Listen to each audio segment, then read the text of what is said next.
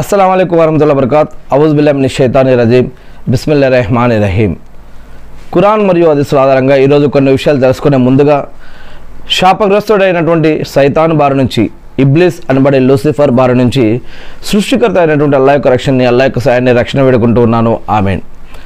అంతేకాకుండా అల్లాహ్ యొక్క చివరి ప్రవక్త అయినటువంటి ముహమ్మద్ సల్లల్లాహు అలైహి వసల్లం గారి పైన దరూద్ పంపిస్తూ ఉన్నాను.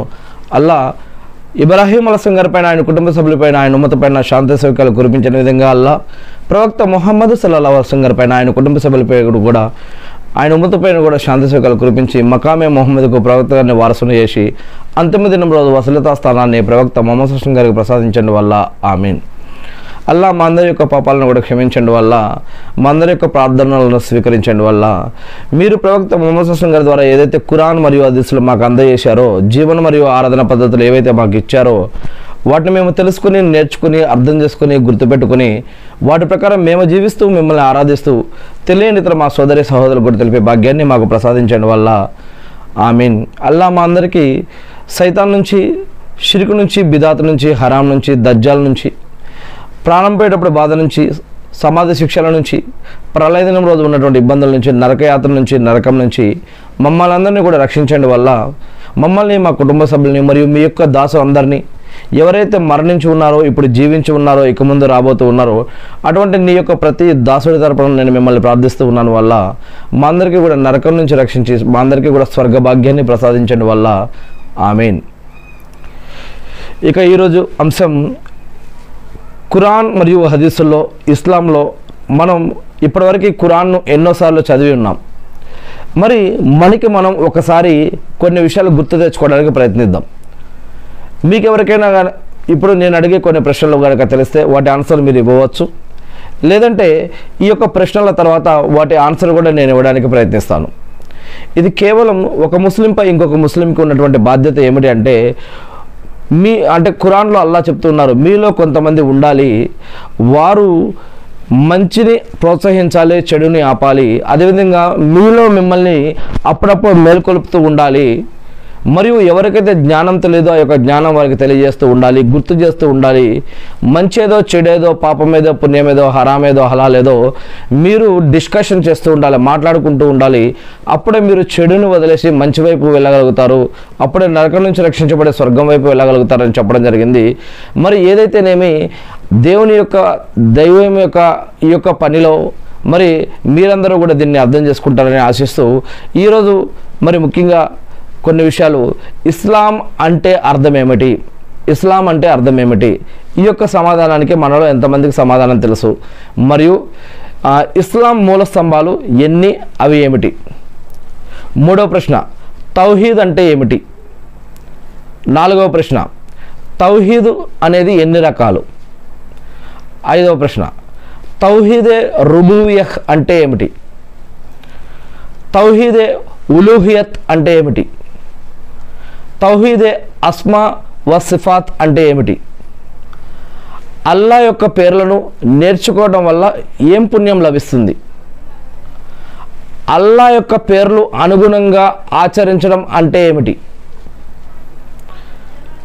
ఈమాన్ అంటే విశ్వాసం అంటే ఏమిటి, ఈమాన్ అంటే ఏమిటి, అర్కానుల్ ఈమాన్ అంటే ఈమాన్ యొక్క మూల స్తంభాలు ఎన్ని అవి ఏంటి, అల్లాహ్ ఎక్కడ ఉన్నాడు,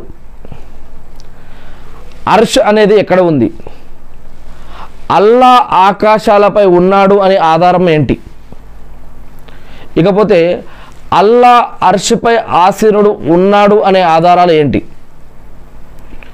ఇక అల్లాహ్ను ఎవరన్నా చూడగలుగుతారా, స్వర్గంలో అన్నిటికంటే పెద్ద వరం ఏంటి, ఇక దైవదూతల్ని అల్లాహ్ దేనితో సృష్టించాడు, వారి యొక్క సంఖ్య ఎంత, దైవదూతలు ఎంతమంది, దైవదూతలు అల్లాహకు అవిధేయత చూపించగలుగుతారా, ఇక 4 ప్రముఖ దైవదూతల పేర్లు మరియు వారి యొక్క పనులు ఏమైనా తెలుసా, ఇక మున్కిర్ నకీర్ అంటే వీళ్ళు ఎవరు, దైవదూతలు మోమిన్ల విశ్వాసాలను ప్రేమిస్తారా, విశ్వాసులను ప్రేమిస్తారా దైవదూతలు, ఇక ఎటువంటి స్థలంలో దైవ కారుణ్యం కురిపించే దైవదూతలు ఎక్కడ ప్రవేశించరు, ఇంకొకటి 4 దైవ గ్రంథాల పేర్లు మరియు అవి ఏ ప్రవక్తలపైన అవతరించబడ్డాయి అని ఖురాన్లో చెప్పడం జరుగుతుంది. ఇక తౌరాత్, జబూర్, ఇంజిల్, కల్తీ కాకుండా నిజ రూపంలో అవి ఉన్నాయా? దీని గురించి ఖురాన్ ఏం చెప్తుంది? ఖురాన్ మజీదులో ప్రస్తావించబడిన ప్రవక్తల పేర్లు ఏంటి?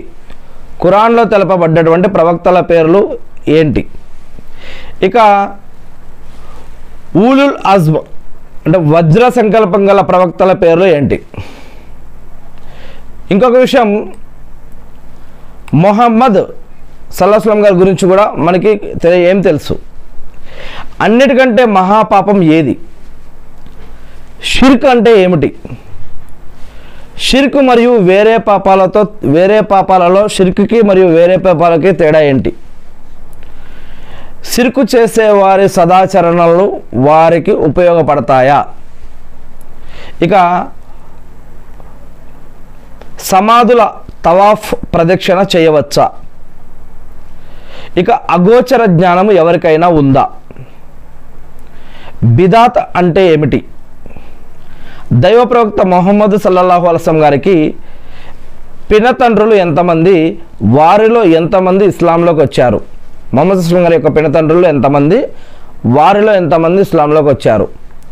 దైవ ప్రవక్త మొహమ్మద్ సల్లం గారి వారి యొక్క భార్యలు ఎంతమంది? దైవ ప్రవక్త మొహమ్మద్ సల్లం గారి వారి మొదటి భార్య ఎవరు? ఇక హజరత్ ఖదీజా రజల్లా గారితో వివాహమైనప్పుడు మహాప్రవక్త మొహమ్మద్ సల్లం గారి వయసు ఎంత? మరి హజరత్ ఖదీజా రజల్లా గారి వయసు ఎంత? దైవ ప్రవక్త మొహమ్మద్ సల్లం గారికి 11 మందిని వివాహమాడే అనుమతి ఎందుకు ఇవ్వబడింది? ఖురాన్ దీని గురించి ఏం చెప్తుంది? ఇస్లాం. ఇక దైవ ప్రవక్త మొహమ్మద్ సల్లం గారు పరమపదించిన తర్వాత, అంటే ఇంతకాలం అయిపోయిన తర్వాత, మరణించిన తర్వాత, ఇన్నా లిల్లాహి వ ఇన్నా ఇలైహి రాజిఊన్, మొహమ్మద్ సల్లం గారు ఇంతకాలం అయిపోయిన తర్వాత వారి యొక్క సతీమణులలో ఎంతమంది జీవించి ఉన్నారు? దైవ ప్రవక్త మొహమ్మద్ సల్లం గారి వారి సతీమణులలో పెద్ద విద్యావంతులు విద్వాంసురాలు ఎవరు? ఇక దైవ ప్రవక్త మొహమ్మద్ సల్లం గారి సతీమణులలో రాయటం చదవటం ఎవరికి వచ్చేది? దైవ ప్రవక్త మొహమ్మద్ సల్లం గారికి సంతానం ఎంతమంది? దైవ ప్రవక్త మొహమ్మద్ సల్లం గారికి వారి యొక్క కుమారుల పేర్లు ఏంటి? దైవ ప్రవక్త మొహమ్మద్ సల్లం గారి యొక్క కుమార్తెల పేర్లు ఏంటి? దైవ ప్రవక్త మొహమ్మద్ సల్లం గారు మొత్తం సంతానం ఖదీజా రజల్లా గారితోనే కలిగిందా? దైవ ప్రవక్త మొహమ్మద్ సల్లం గారు కుమారులు బాల్యంలోనే మరణించారా? హిజ్రత్ అంటే ఏమిటి? హిజ్రత్ ప్రయాణంలో మన ప్రవక్త మొహమ్మద్ సల్లం గారి వెంట ఎవరు ఉన్నారు? ఇక చంద్రుడు 2 భాగాలుగా విడిపోయే మహిమ మోజిబా ఎలా జరిగిను? ఇక ఇస్రా మరియు మేరాజ్ అని అంటే ఏమిటి? ఇస్రా మరియు మేరాజ్ యాత్ర ఎప్పుడు జరిగింది? హిజ్రత్కు ముందు మదీనా పట్టణానికి ఏం పేరు ఉండేది? ఇస్లాంలో మొట్టమొదటిసారి జరిగిన యుద్ధం ఏంటి? అది ఎప్పుడు జరిగింది? బదర్ యుద్ధంలో ముస్లింలు మరియు కాఫిర్ల సంఖ్య ఎంత? విజయం ఎవరికి లభించింది? ఇస్లాంలో మొట్టమొదటిసారి అమరగతులైన సహాబియా ఎవరు? అందరికంటే అధికంగా హదీసులు ఉల్లేఖించిన సహాబీ ఎవరు? మన ప్రవక్త మొహమ్మద్ సల్లం గారు ఎప్పుడు పరమపదించారు? ఎప్పుడు ఇంతకాలం అయ్యారు? ఇన్నా లిల్లాహి వ ఇన్నా ఇలైహి రాజిఊన్. అప్పుడు ఆయన వయసు ఎంత? దైవ ప్రవక్త మొహమ్మద్ సల్లం గారు జనాజా నమాజ్ ఎవరి నాయకత్వంలో మొహమ్మద్ సల్లం గారి యొక్క జనాజా నమాజ్ జరిగింది? దైవ ప్రవక్త మొహమ్మద్ సల్లం గారు పరమపదించిన తర్వాత ఇన్నా లిల్లాహి వ ఇన్నా ఇలైహి రాజిఊన్ ఎవరిని తర్వాత ఖలీఫాగా ఎన్నుకోవడం జరిగింది? అషురా ముబషరా అంటే ఏమిటి? అషరే ముబషరా అంటే ఏమిటి? అషరా ముబషరా యొక్క పేర్లు ఏంటి? ఎంతమంది? స్వర్గంలో యువకుల యొక్క నాయకులు ఎవరు ఉంటారు? యువకుల యొక్క నాయకులుగా స్వర్గంలో ఎవరుంటారు? స్వర్గంలో మహిళల నాయకులుగా ఎవరు ఉంటారు? దైవ ప్రవక్త మొహమ్మద్ సల్లం గారు ఎక్కడ జన్మించారు? దైవప్రవక్త ముహమ్మద్ సల్లల్లాహు అలైహి వసల్లం గారి యొక్క తల్లిదండ్రుల పేర్లు ఏంటి? దైవప్రవక్త ముహమ్మద్ సల్లల్లాహు అలైహి వసల్లం గారి యొక్క తాత మరియు ముత్తాత పేర్లు ఏమిటి? ఇక దైవప్రవక్త ముహమ్మద్ సల్లల్లాహు అలైహి వసల్లం గారు ఏ వంశంలో జన్మించారు? దైవప్రవక్త ముహమ్మద్ సల్లల్లాహు అలైహి వసల్లం గారు పేరు ముహమ్మద్ మరియు అహ్మద్ అని ఎవరు నామకరణం చేశారు? ఇకపోతే దైవప్రవక్త ముహమ్మద్ సల్లల్లాహు అలైహి వసల్లం గారు ఎప్పుడు జన్మించారు? దైవప్రవక్త ముహమ్మద్ సల్లల్లాహు అలైహి వసల్లం గారును తల్లి తర్వాత మొట్టమొదటిసారిగా పాలు పట్టిన మహిళ ఎవరు? తల్లి తర్వాత నువైబా తర్వాత అంటే సువైబా తర్వాత దైవప్రవక్త ముహమ్మద్ సల్లల్లాహు అలైహి వసల్లం గారు ఎవరు పాలు పెట్టారు? వారి తర్వాత ఎవరు పెట్టారు? దైవప్రవక్త ముహమ్మద్ సల్లల్లాహు అలైహి వసల్లం గారు హాలిమా సాదియా దగ్గర ఎంత కాలం ఉన్నారు మరియు ఆమె ఏ వంశానికి చెందినవారు? దైవప్రవక్త ముహమ్మద్ సల్లల్లాహు అలైహి వసల్లం గారు తల్లి మరణించేటప్పుడు ముహమ్మద్ సల్లల్లాహు అలైహి వసల్లం గారి వయసు ఎంత? ముహమ్మద్ సల్లల్లాహు అలైహి వసల్లం గారి తల్లి ఎక్కడ ఖననం చేయబడ్డారు? ఇన్నా లిల్లాహి వ ఇన్నా ఇలైహి రాజిఊన్. తల్లి తర్వాత ముహమ్మద్ సల్లల్లాహు అలైహి వసల్లం గారిని ఎవరు పోషించారు? ముహమ్మద్ సల్లల్లాహు అలైహి వసల్లం గారి యొక్క తాతగారు ఎప్పుడు మరణించారు? తాత తర్వాత ముహమ్మద్ సల్లల్లాహు అలైహి వసల్లం గారి యొక్క తాత తర్వాత ముహమ్మద్ సల్లల్లాహు అలైహి వసల్లం గారిని ఎవరు పోషించారు? ముహమ్మద్ సల్లల్లాహు అలైహి వసల్లం గారికి ప్రవక్త పదవి ఎప్పుడు లభించింది? మొట్టమొదటిసారి దివ్యవాణి ఖురాన్ వాక్యం అవతరించేటప్పుడు ముహమ్మద్ సల్లల్లాహు అలైహి వసల్లం గారు ఎక్కడ ఉన్నారు? హీరా గుహ ఎక్కడ ఉంది? దైవవాణి తీసుకొచ్చే దైవదూత పేరు ఏమిటి? అంటే ఖురాన్ని వహీ రూపంలో అల్లాహ్ వద్ద నుంచి తెచ్చే దైవదూత గారి పేరేంటి? దైవప్రవక్త ముహమ్మద్ సల్లల్లాహు అలైహి వసల్లం గారు ఎన్ని సంవత్సరాలు జీవించారు? నబువత్ తర్వాత ప్రవక్త పదవి లభించిన తర్వాత ముహమ్మద్ సల్లల్లాహు అలైహి వసల్లం గారు మక్కాలో ఎంతకాలం ఉన్నారు? హదీస్ అంటే ఏమిటి? హదీసే కుదిసి అని దేనిని అంటారు? సహబీ అని ఎవరిని అంటారు? ప్రముఖ హదీసు గ్రంథాలు ఎన్ని? బుఖారీ మరియు ముస్లిం గ్రంథాలను సహీహైన్ అని ఎందుకు అంటారు? గుసుల్ వాజిబ్ అంటే విధిగా చేయబడే స్నానం విధానం ఏంటి? ఇక మలమూత్ర విసర్జన సమయంలో ముఖము లేక వీపు కిబ్లా దిక్కు ఉంచవచ్చునా? ఒకవేళ ఏదైనా పాత్రలో కుక్క ఎంగిలి చేస్తే ఏం చేయాలి?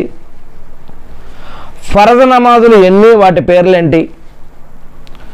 ఫరజ్ నమాజుల తర్వాత అన్నిటికంటే అఫ్జల్ ఘనమైన నమాజు ఏది? ఏ సమయాలలో నమాజు పాటించటం నిషిద్ధం? ఏ సమయంలో నమాజ్ చదవకూడదు? నమాజ్ కునూఫ్ మరియు కుసూఫ్ అని దేనిని అంటారు? ఇక మగ్రిబ్ మరియు ఫర్జ్ నమాజ్కు ముందు 2 రకాతులు చదవడం సున్నత? స్త్రీలకు ఇమామత్ చేయవచ్చా? ఒక స్త్రీలకు ఇమామత్ అనేది చేయవచ్చా? ముక్తది ఒక్కడే ఉంటే అతను ఇమాముకు ఏ పక్కలో నిలబడాలి? ముక్తది ఒకే ఒక్కలు ఉంటే అతను ఏ పక్కన నిలబడాలి? సలాం తర్వాత ఇమాము తమ ముఖము ఏ పక్కన తిప్పుకోవాలి? తస్బీ చదివే మస్నూన్ విధానం ఏంటి? రంజాన్ ఉపవాసాల తర్వాత ముఖ్యమైన ఉపవాసం ఏంటి? రంజాన్ ఉపవాసాలు ముఖ్యం. ఆ రంజాన్ ఉపవాసాల తర్వాత ముఖ్యమైనది ఏంటి? దైవప్రవక్త ముహమ్మద్ సల్లల్లాహు అలైహి వసల్లం గారు ప్రతి సోమవారం గురువారాలలో ఎందుకు ఉపవాసం ఉండేవారు? దైవప్రవక్త ముహమ్మద్ సల్లల్లాహు అలైహి వసల్లం గారు మరి ఎందుకు అలా చేసేవారు? అయ్యామే బీచ్ ప్రతి నెల చంద్రుని 13, 14, 15 తేదీల ఉపవాసాలు ప్రాముఖ్యత ఏమిటి? జకాత్ చెల్లించకపోతే ఎటువంటి శిక్ష ఉందని ఇస్లాం చెప్పడం జరుగుతుంది? ఎతేకాఫ్ అంటే ఏమిటి? అల్లాహ్ దగ్గర అన్నిటికంటే ఇష్టకరమైనటువంటి స్థలం ఏంటి? సలాం చేయటానికి విధానం ఏంటి? ఒక ముస్లింకు మరొక ముస్లింపై ఉన్నటువంటి హక్కులు ఏంటి? ఎవరైనా ఒక శవం ఉంటే, ఒక చనిపోయినటువంటి బాడీ, ఆ యొక్క సమాధి చూసిన తర్వాత ఏం చదవాలి? మనలో ఎవరైనా చెడు పని చేస్తూ ఉంటే చూస్తే ఏం చేయాలి? పాటలు పాడటం, వినటం సమ్మతమేనా ఇస్లాంలో? సజ్దాయే శుక్రు అంటే కృతజ్ఞత సాష్టాంగము ఎప్పుడు చేయాలి? ఈద్ ముబారక్ తెలపడంలో మస్నూన్ విధానం సరైన పద్ధతి ఏంటి? ఇక అరబీ నెలల పేర్లు ఏంటి? ఇకపోతే ఖురానే మజీద్ అంటే ఏమిటి? ఖురానే మజీద్ అంటే ఏమిటి? ఖురాన్ అనే పదానికి అర్థం ఏమిటి? ఖురాన్ గ్రంథం ఏ భాషలో అవతరించబడింది? ఖురాన్ మొత్తం ఒకేసారి అవతరించిందా? ఎందు నిమిత్తం ఖురాన్ ఎందుకు అవతరించబడింది? అన్నిటికంటే ముందు ఏ ఆయతులు అవతరించబడ్డాయి?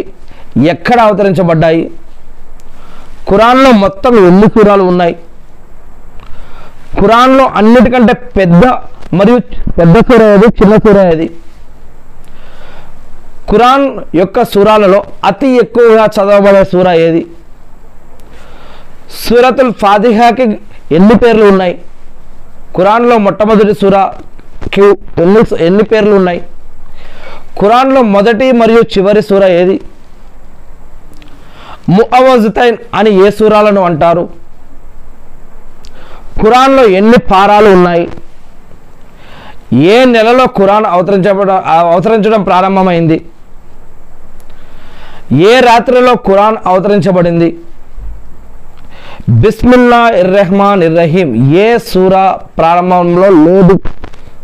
ఏ సూరా ప్రారంభంలో బిస్మిల్లాహిర్రహ్మానిర్రహీం అనేది లేదు. ఇక ఖురాన్లో ఏ ప్రవక్త పేరు ఎక్కువగా ఖురాన్లో వచ్చింది? ఖురాన్లో ఎన్ని సజ్దాలు అంటే సజ్దాయే తిలావత్ ఉన్నాయి? ఏ సూరాను సులుసుల్ ఖురాన్ అంటే 1/3 వంతు అని చెప్పడం జరిగింది? ఖురాన్ పారాయణంలో గల పుణ్యం ఏంటి? ఖురాన్ చదవటంలో పుణ్యం ఏంటి? ఖురాన్లో షిర్క్ తర్వాత ఏ పాపం గురించి ఎక్కువగా నొక్కి చెప్పడం జరిగింది? ఇక ఏ సహబీ పారాయణం వినేందుకు దైవదూతలు దిగి వచ్చారు? ఏ సహబీ ఖురాన్ స్నేహితుడని పిలువబడేవారు? సూరే బకరా యొక్క ప్రాముఖ్యత ఏమిటి? మక్కీ సూరాలలో ఎన్ని అంశాల గురించి చెప్పడం జరిగింది? దైవవాణి రాసే ఒక సహబీ పేరు ఏంటి? ఖురాన్ పారాయణం ముగింపులో ఉపవాసం ఉండటం సముచితమా? ఖురాన్ సురక్షితంగా ఉండటానికి గల కారణం ఏంటి? ఖురాన్ను పాటలా చదవటం సరైనదేనా? ఒక పాటలాగా ఖురాన్ని చదవడం సరైనదేనా? ఉమర్ బిన్ ఖత్తాబ్ రజల్లా గారు సిరియా దేశం యొక్క గవర్నర్ వద్దకు ఖురాన్ విద్య సర్వసాధారణం చేసేందుకు ఎంతమంది సహబాలను పంపించారు? వారి పేర్లేంటి? ఏ సహబీ పేరు ఖురాన్లో వచ్చింది? ఖురాన్లో ఎన్ని మస్జిదుల పేర్లు ఉన్నాయి? ఇక ఎన్ని భాషలలో ఖురాన్ యొక్క అనువాదం ఉంది? మరియు ఖురాన్లోని 58వ సూరాలోని 11వ వాక్యం మీలో విశ్వసించిన వారి జ్ఞానం ప్రసాదించబడిన వారి అంతస్తులు అల్లా పెంచుతాడు, మీరు చేసే ప్రతి పని అల్లా జ్ఞాన పరిధిలో ఉంది అని చెప్పడం జరిగింది. ఏది ఏమైతేనేమి ఇప్పుడు మనం చదువుకున్నటువంటి ఏవైతే ప్రశ్నలు ఉన్నాయో వీటికి సమాధానం తెలుసుకోవడానికి ప్రయత్నిద్దాం. ముందుగా నేను సృష్టికర్త అయిన అల్లాని ప్రార్థిస్తూ ఉన్నాను. అల్లా మీరు ప్రవక్త ముహమ్మద్ సల్లల్లాహు అలైహి వసల్లం గారి ద్వారా ఏదైతే జీవన మరియు ఆరాధన పద్ధతులు మాకు తెలియజేసి ఉన్నారో వాటిని మేము తెలుసుకొని, నేర్చుకొని, అర్థం చేసుకొని, గుర్తుపెట్టుకొని వాటి ప్రకారం మేము జీవిస్తూ మిమ్మల్ని ఆరాధిస్తూ తెలియని ఇతర మా సోదరి సహోదరులు కూడా తెలిపే భాగ్యాన్ని మాకు ప్రసాదించడం వల్ల ఆమీన్.